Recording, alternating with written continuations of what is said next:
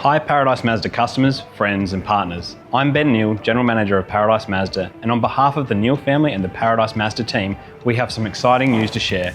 After some delays, we can finally announce that work has begun on our new workshop facility.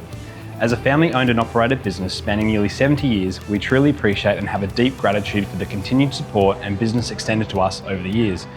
As we all know, the world's economic climate can be tricky to navigate, and we are humbled that we are in a position where we can grow.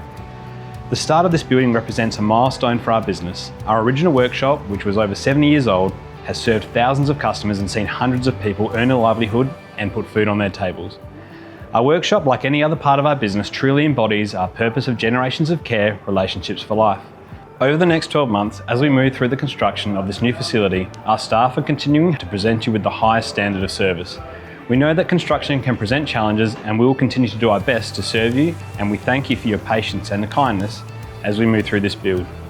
As Mazda and our business move towards a more sustainable future, we look forward to a more efficient, advanced and greener facility, which embraces new technologies. Thank you for your support and your patience as we move through this period, and we look forward to seeing you and your family at our dealership soon, so we can serve you in the same way our family has done since 1956. Thank you.